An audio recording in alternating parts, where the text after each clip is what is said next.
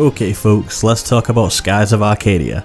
It's a pretty damn iconic JRPG, and it's got a heck of a lot to recommend it, especially if you are very into chilling in cute little towns with fun little characters.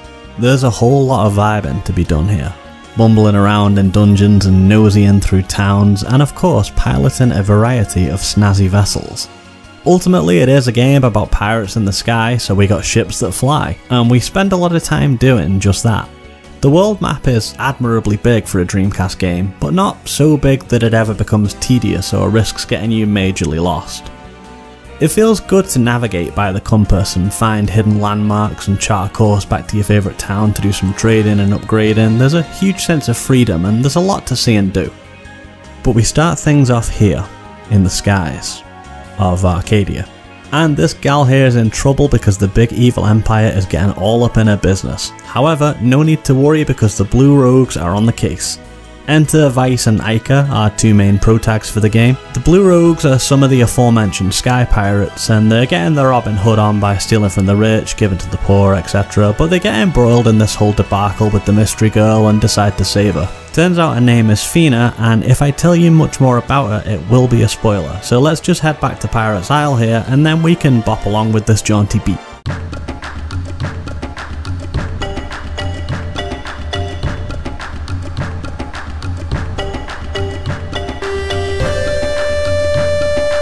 This is the first area that we really get to explore in earnest, and it makes a strong impression.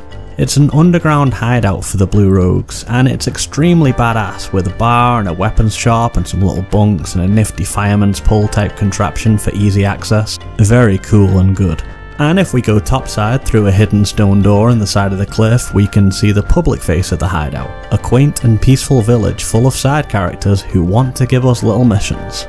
You can trundle around here for a bit as Vice, chatting to the locals, playing hide and seek, and being a peeping Tom, I guess. But before long, it's time for adventure.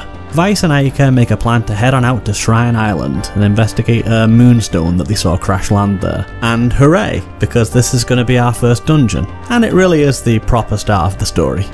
Essentially, the main narrative arc of this game is just to collect 7 sacred MacGuffins before the bad guys do, but to reduce the 50 or so hours of gameplay down to just that bare-bones summary would be a little bit of a disservice. The beauty of this thing really lives in the character building, whether through design, dialogue, plot beats. The characters here all grow and develop in a refreshingly natural kind of a way. It's a slow burn, and it does a good job of endearing these folks to you.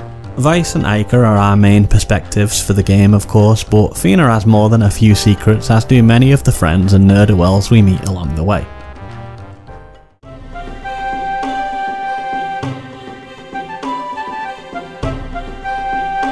Friends like Drachma, the grumpy but lovable sea captain with a whale-themed grudge and a heart of gold. Or Gilda, a man who is such an absolute chad that even his parrot smokes a fat cigar. He has a deep sense of loyalty to his comrades, albeit he is kind of extremely also a womanizer. Skies of Arcadia is in no rush with its story. It's in no rush with anything really, and pretty atypically for games of this genre, it doesn't dabble too heavily in big world-ending threats. Most of the moment-to-moment quests are spearheaded by the whims of various characters, or even just by happenstance.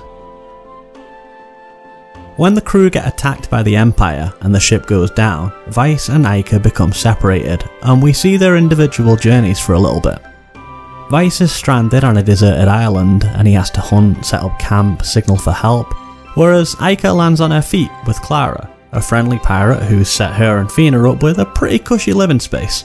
By chance, Vice finds half of a treasure map in a cave before being rescued by Gilda, and Ica, now in a hotel in a picturesque little town, finds the other half of said map.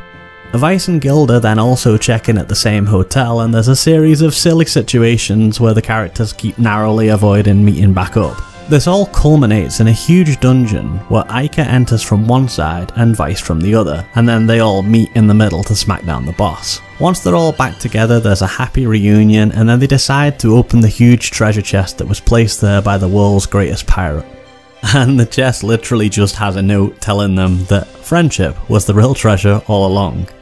But it is moments like this and funny little quests like this that give the characters room to breathe and grow and show their personalities. The dungeon we had to overcome to get this treasure was pretty tough, full of puzzles and difficult enemies, but the tone of the game tends to remain carefree and light-hearted, which really makes it a joy to stick with.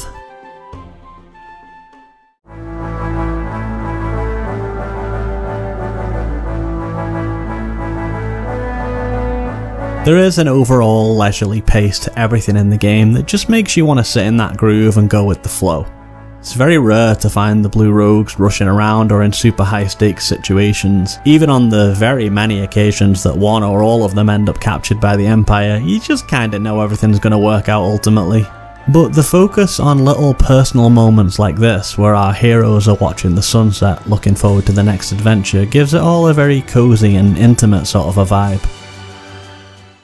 Any real sense of magnitude or weight that we get in this game tends to come across through the temples we visit, all being huge and ornate and with very impressive framing shots. The dungeon design here is nice and varied. There's usually a few different things to do along the way, including some tactile puzzling like rolling barrels or working out switch traps. We travel through the standard biomes of ice, desert, jungle, etc., but never in a generic sort of a way. The first temple opens up with a massive stone chamber flooded with water that we have to drain, but nothing here outstays its welcome, and soon we're outside the temple walls navigating floating walkways and ladders and having a lovely time. And then we're back inside the drain temple fighting a boss, and it just keeps switching things up and staying novel all the time. The game never asks you to slog along in one area grinding away, and they don't let up with this stuff either. There is just one elephant in the room. And that's random encounters. Yeah, it was the style at the time, but that doesn't mean that we have to like it. Now the combat system here is good. It's nothing too revolutionary, just turn-based stuff with a kind of Pokemon X is weak to Y mechanic, and it's all tight and well balanced, but the frequency of these goddamn encounters is baffling. I've heard it gets reined in a little bit on the GameCube port, but I never played that version, so I couldn't tell you. But I will say that even though the constant fights grated on me a bit, they really didn't do much to dampen my enjoyment of the whole experience. The characters here are all excellent and well realised, the environments are interesting to explore, and the mood is chill as hell, which I find to be pretty irresistible.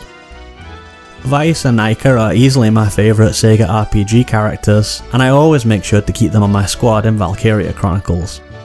And other than that, all I can say is that this game really deserves a modern port so it can be enjoyed by more people.